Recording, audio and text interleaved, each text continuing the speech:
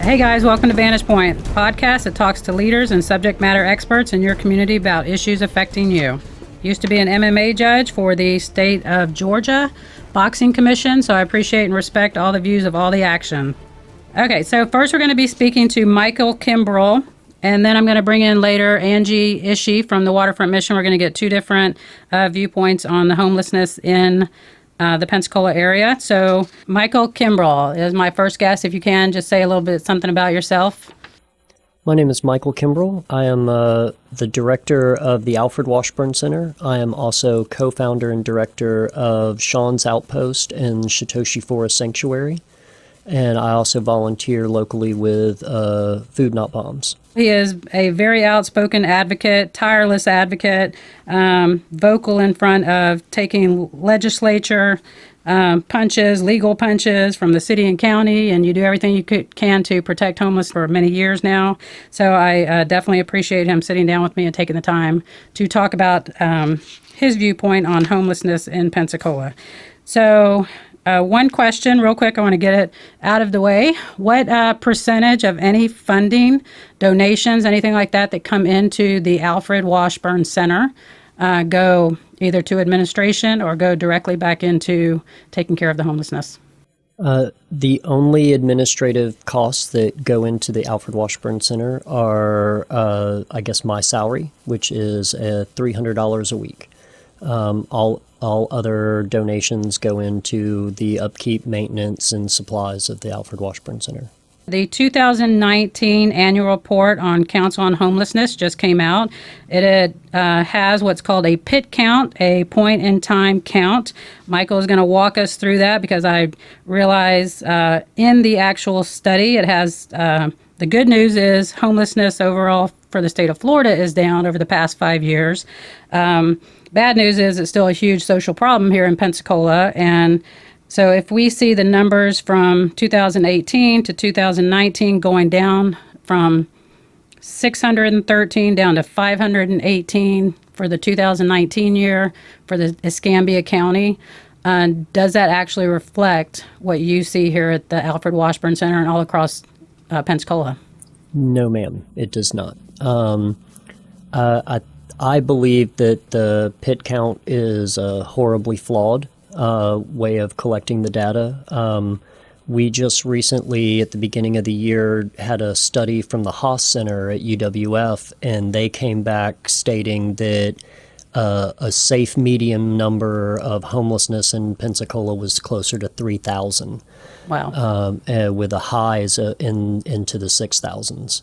And the way that they collected that data was through hospital and jail records of people that declared themselves as homeless. And I think that gives us a more accurate account of the amount of numbers that we're seeing on the streets. Wow, that's a huge discrepancy. And the Haas Center, are they including families, small children, public school children even, just everyone? Veterans included? I believe so, yes, ma'am. Okay. So walk me through, somebody comes to the Alfred Washburn Center. We were talking about this a minute ago as far as they come in and wanting a service. What do they need to provide you and what can you provide them? And talk a little bit about the IDs and how you get to know who they are. Okay, so when a person first arrives at the Alfred Washburn Center, we bring them inside. We usually give them a glass of water or something to drink, maybe a cup of coffee, and we have them fill out an application. And in that process, we ask them for if they have any form of identification. If they do not, we try to identify them via the internet, whether it be looking them up on arrest records or jail view, trying to find a mugshot or some form of identification through the state. Once we do that, we get them a Washburn identification card and explain to them all of our services. What we provide is a laundry service, a place to take a shower. We have mailbox service for those that do not have an address. We provide different hygiene supplies, feminine care products, first aid supplies, as well as a sack lunch. One day a week we have a clothing closet that is available, and then we also provide camping supplies such as tent, tarp, sleeping bags, and different other camping items that we can get a hold of. Very cool. So you basically everything except housing. You don't house them here. No, ma'am. But let me, since you just said the tent and camping supplies, if you can update us briefly on the Satoshi Village or the forest, and Sean's Outpost. Satoshi Forest is a 9-acre sanctuary that we have started for people experiencing homelessness. We take in about 20 people at a time. We look for some of the most vulnerable people on the streets. So it's going to be women, people over the age of 50, people that are disabled but can still take care of themselves, and members of the LGBTQ community. Is it full? Right now, is it we full? remain at capacity. Wow. Okay. Given the numbers of homeless that we're Right. seeing on the streets, and that we only provide 20 positions, we have quite the hefty waiting list. We wish that we could provide more, but we have found that putting almost like a school classroom, putting more than 20 to 30 people together in a confined space, you start having conflicts and problems. So it seems to be more manageable, keeping the numbers low. Good to know. And the Sean's Outpost? So Sean's Outpost is kind of an incubator company for different ideas with homelessness. We started the Satoshi Forest Sanctuary Project, which has now kind of gone off on its own, and Sean's Outpost is looking into other projects. We've got a few irons in the fire to see, but we're not quite sure which direction we're going to head. Probably in a little bit. And that's why I asked about Sean's. People were specifically asking if that is a campsite, a tent village type thing. So let's go back a little bit. So studies have shown, and recent studies have shown, it's about $31,000 a year per person, homeless person, to take care of. Actually housing that person would be a lot less, would be about $10,000 a person if we actually put them in some kind of affordable housing. And that the stability, the stable home environment actually decreases jail time, decreases ER visits, decreases drug use, things like that. Mm-hmm. The misconception is right now, especially in Pensacola, that I know is the misconception is that most of homeless here are mentally ill or substance abusers. I think that's a misconception because those are just the ones you see the most. They're the most vocal, the most visual. They do have the most, and I just did a 12-hour shift at ER at Sacred yesterday. We see them the most often. So those are the chronic. If you can kind of pinpoint for us, what is your kind of ratio that you have here for crisis mode, transitional mode, or chronic mode that y'all see here, homeless? And are they mentally ill or substance abusers? Yeah. So I guess That's it's a lot, kind of sorry. it's a yes to all of the above. I don't know if we've ever collected the data here to separate whether or not our clients are substance abusers or not, but just so you don't ask that coming in for them. You don't ask that, and you don't require that. We do, but we don't set that data aside for any kind of studies or reports. We work here as a triage unit and as a point of entry, and so when someone comes here, we also are finding out about them and then sending them to the partnering agencies that specialize in those particular subjects. So if we do encounter someone that has substance abuse issues, we try to help get them to substance abuse counselors or some type of free outpatient treatments. Good. So, and as medical, we refer a lot. We do referrals. We do to specialties. So you do that here as well. Do you have Yes, a ma'am. case manager here, or do you act as a case manager too, and you kind of do everything? Kind of roughly, yes. Okay. We try not to look at ourselves as case managers. Right. We try to get them to someone that can give good case management based off of what we know of the service providers in the area. So if someone comes to me and they are a veteran, I'm going to know which veteran services they need to go to. And so I can eliminate 90% of the phone numbers in our survival guide as to which numbers they need to call. And I can help save them a lot of time. So if they don't have a veteran's ID, you have a way to look them up, make sure they are. Because I'm married to a Marine for 30 years. People know that. So somebody that you make sure they are 100% truly a veteran, or do you rely on the next place to actually find that out? It's a little bit of both. Okay. The best question to ask someone that is claiming to be a veteran is if they have their DD 214. If they don't know what that is, then they were never in the service. I mean, that's something everybody knows. From there, it can get difficult for us as laymen and volunteers to be able to figure that out, but our partnering agencies most certainly can once they get to them, because they require that documentation to get any kind of services. So you do not have to specifically report to the HUD database, the Housing and Urban Development database, or the Homeless Management Information System as your entity, correct? No, ma'am, we do not. But- Sean's Outpost or Satoshi Forest Sanctuary does, Okay. but the Alfred Washburn Center does not. And explain to me why that is, that you were just trying to separate the state and... Yeah, the Society of St. Vincent de Paul, I think, wants to keep the separation of church and state, so they do not seek any government funding, or they're through private donations solely. Satoshi Forest Sanctuary, we were at a homeless summit, and we were discussing HMIS, and a local county commissioner offered to pay for the service licensing fees for me to get on HMIS through Satoshi Forest Sanctuary, to report back with him to, what I thought of the program, and how effective I thought it was, and how it helped us with our clients.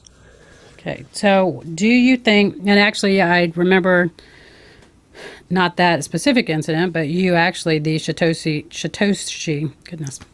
forest It's a tongue twister. was actually once referred to as a textbook model. And I remember them saying that. So, Yes, ma'am. So that is, and it serves a great purpose in the whole Mayfair area. I believe one of the misconceptions that we had at first with Satoshi Forest was, one, that we were going to be letting a criminal element come and stay out there. Right. The second was that we were importing homeless into the Mayfair area, which Right. was not the case. A lot of our clients are people that are Already from in the that community. west side of town, and Yeah. grew up on And they're just in that one area. paycheck away from homelessness, or they're one death in a family away from homelessness, or some crisis or emergency medical issue away from homelessness. I mean, this is real. These are real people. So, Yes, ma'am. okay. So, do you think? And on that note, do you think we are just kind of touching base with the symptoms of homelessness, meaning the feeding and the clothing and the showering, things like that? Or have we got to almost a block by block analysis of the root cause of why are all these people in Pensacola homeless? I think we deal more with symptoms than we deal with causes. And I think a lot of that has to do with, we don't have the power to address the causes of homelessness. I mean, I can't work on income inequality or housing costs or things like that. But you what I are can to a do- certain point, and you are. I mean, I will say at our lunch the other day, Jim Reeves was there.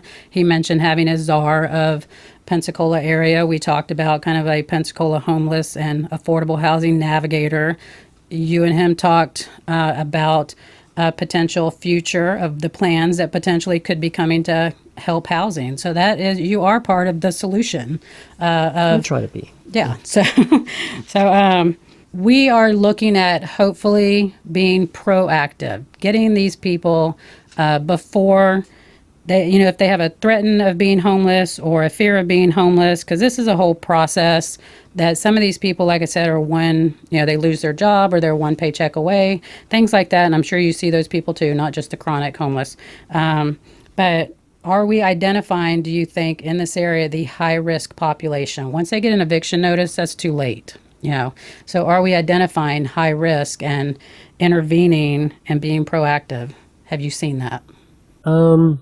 So I deal with people once they have hit homelessness. So I do hear a lot of stories of evictions, people coming in saying that they have a week left or a couple days left. I also have people that have been evicted and have been in the trap of living out of motel rooms, which can get very, very expensive very quick.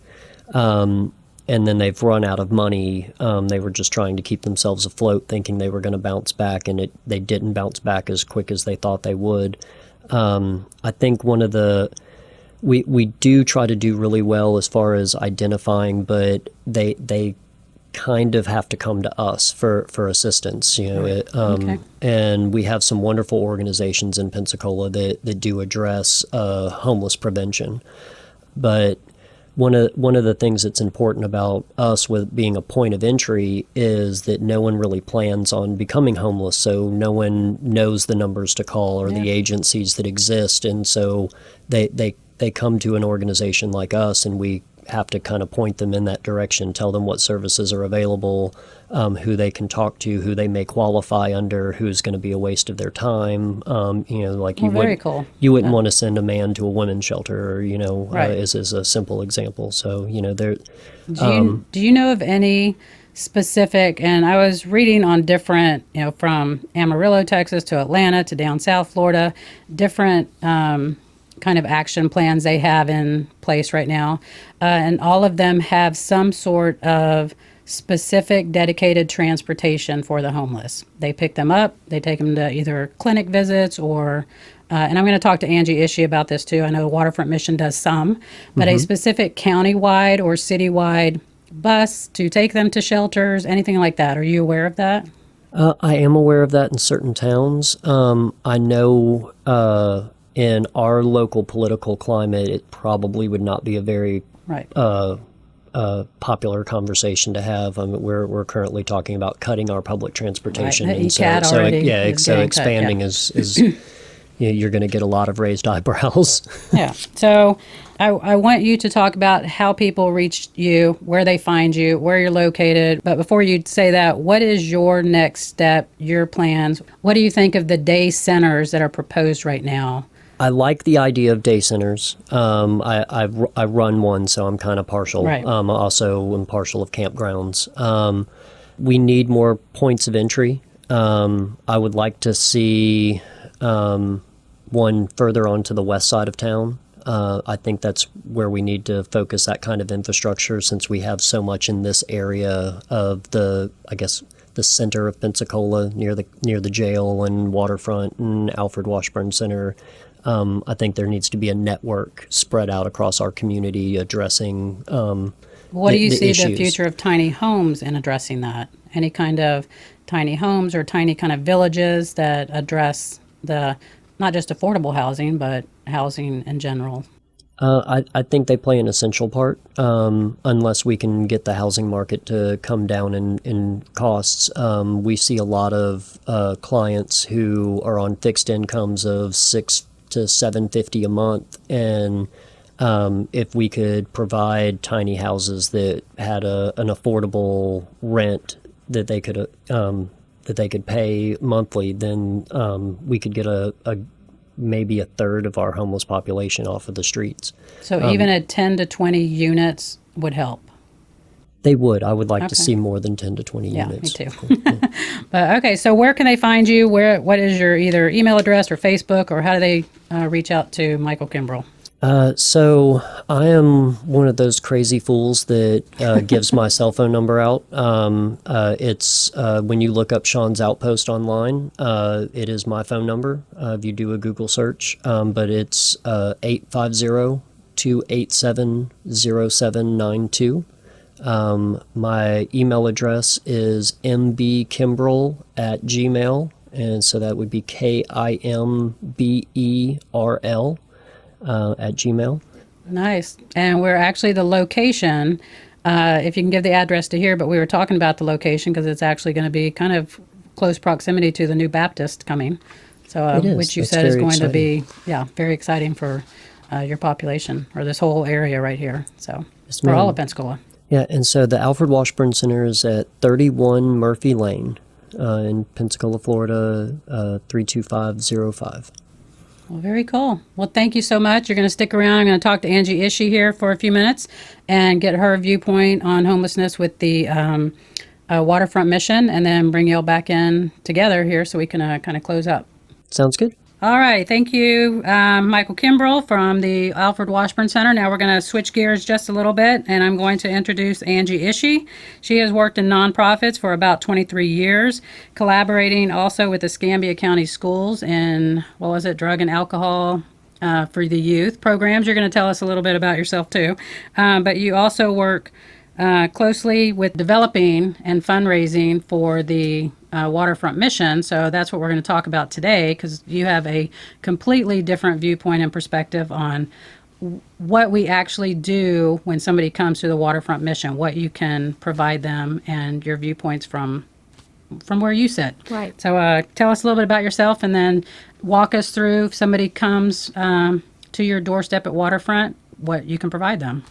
People come to Waterfront Rescue Mission for a myriad of reasons. So if you think about a homeless person and the needs they might experience, and when they walk up our sidewalk, they might have all of their belongings on their back. They might have had not slept in days. They might be dirty. They might need to charge their cell phone. They might need to use the computer to look for a job. They might not have eaten recently. So we can meet all of those immediate needs. We can provide a meal, and we can offer our showers or our laundry facilities that are run by our volunteers each day. And that's for men, women, and children. About 60 people walk up our sidewalk every day needing that help, those emergency needs. Some people might just need to get in out of the elements, whether it's extremely cold or it's raining or it's extremely hot. So those are the things that initially bring somebody to us. And then some people might need a night of shelter.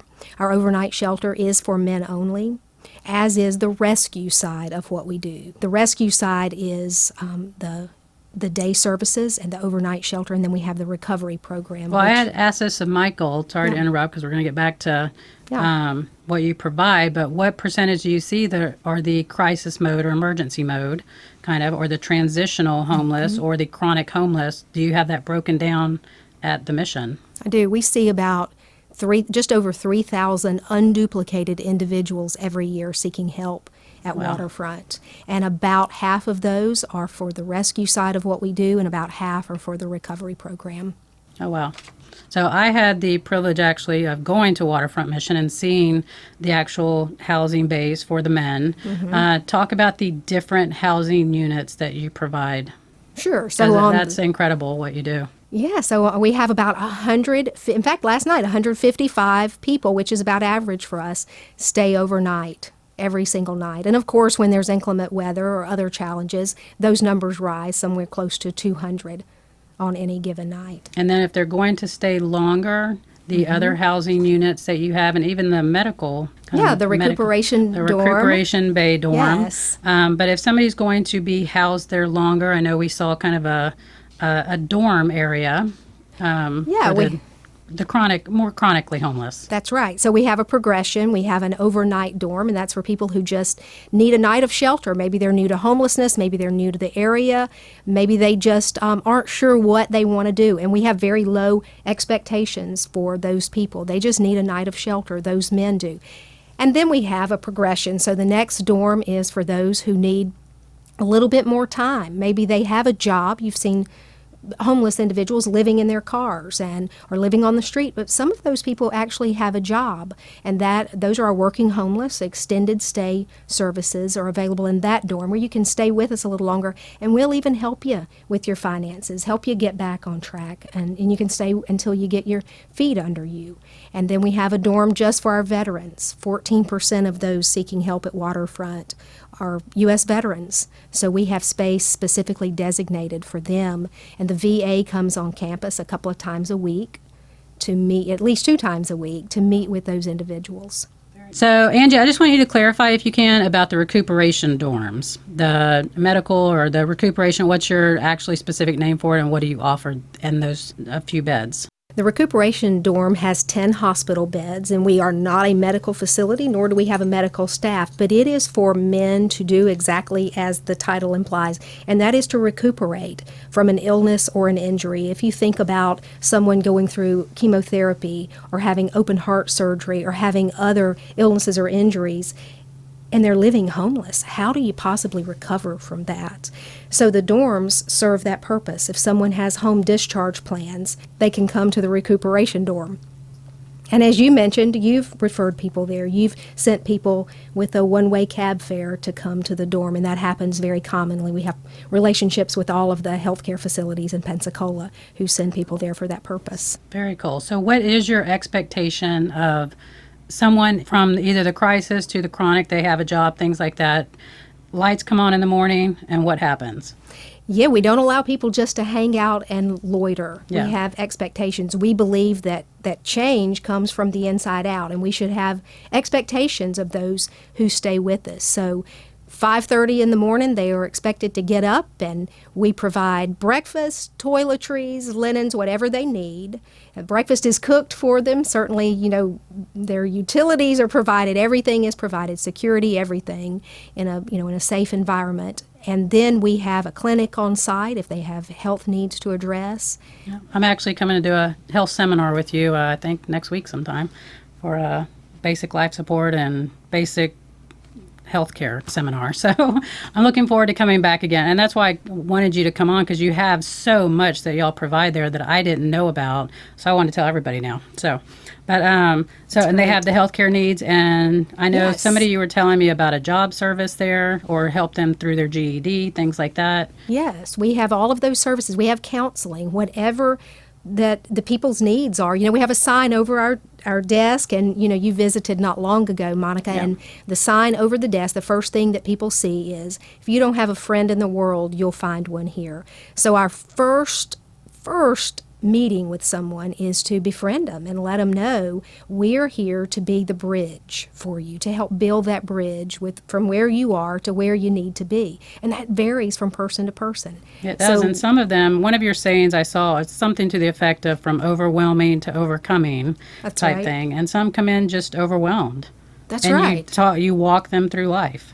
That's right. We've yet to meet somebody who walks through our door who is not overcome in some capacity, whether it is an addiction or some extreme loss. We call them life-dominating issues, and it seems that everyone who walks through our door has some type of life-dominating issue, and frankly, it's something that we've typically seen before, so we are able to help connect them to that next step, whether we provide the service or we connect them to a service provider in the community. Right. And that's what we're going to kind of transition to now is duplication of services, sometimes quadrupling of services, and people talking to each other, kind of getting kind of a continuity of care, and everybody playing nice in this homelessness world and talking to each other and working together. Before we hit on that, I want you to kind of specify what I had asked Michael about is the PIT count, the new numbers from the homelessness from the state of Florida, the new point in time count that came out from Florida. Why is that not so accurate here in Escambia County?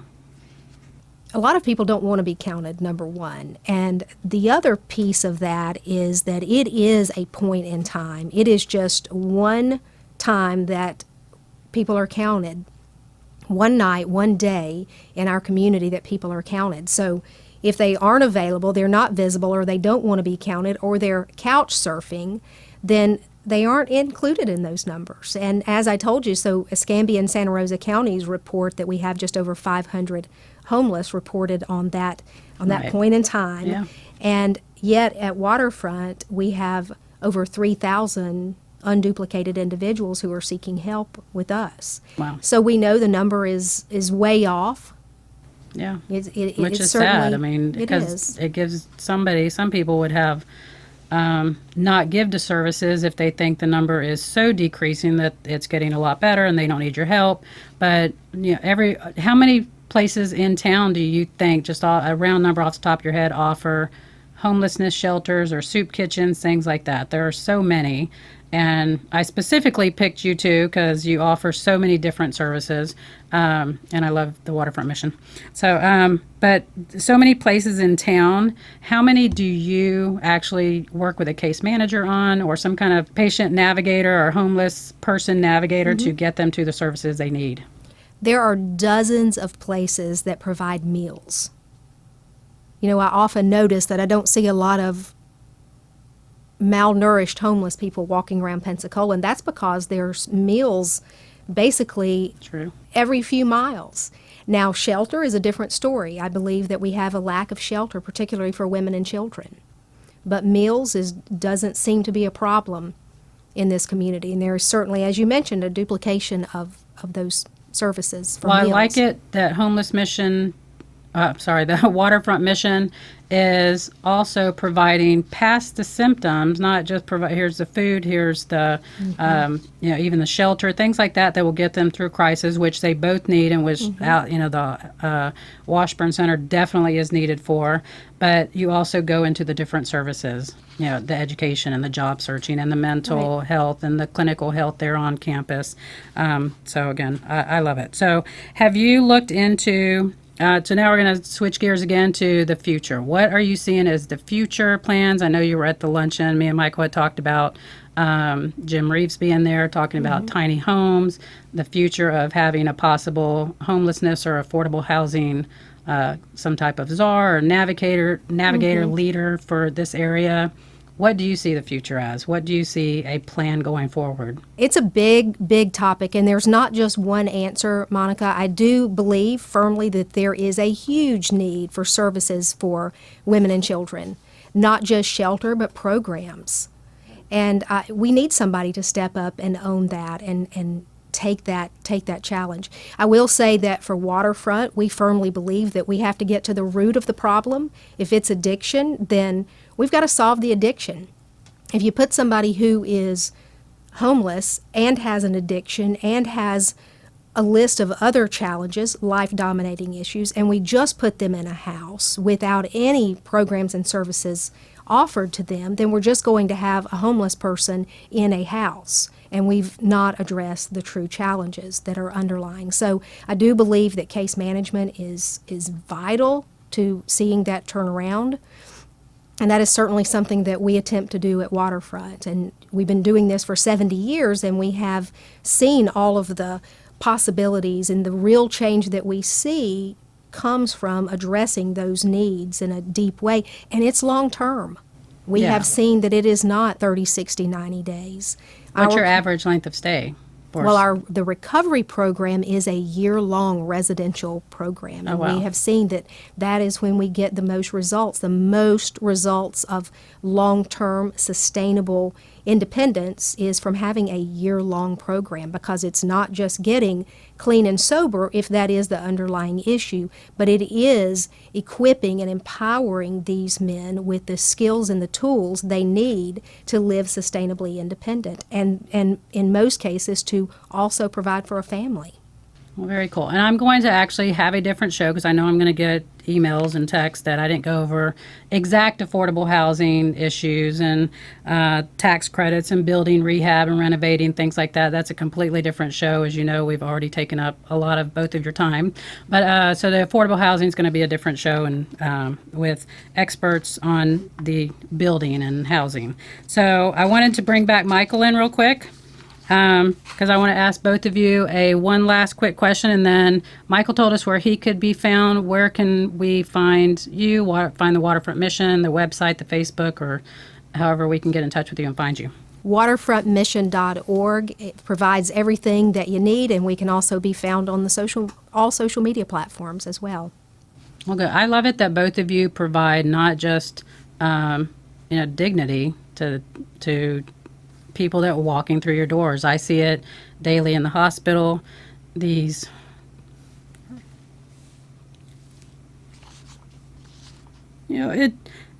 hurts me to see people, our frequent flyers as we call them, keep coming in, the chronic homeless, because they are somebody's family member. and to see them over and over, I just feel that they are not getting all the care that they need, and you want to send them to the places. And we have, like I've told you in the past, I have sent somebody with a cab to your front doorstep.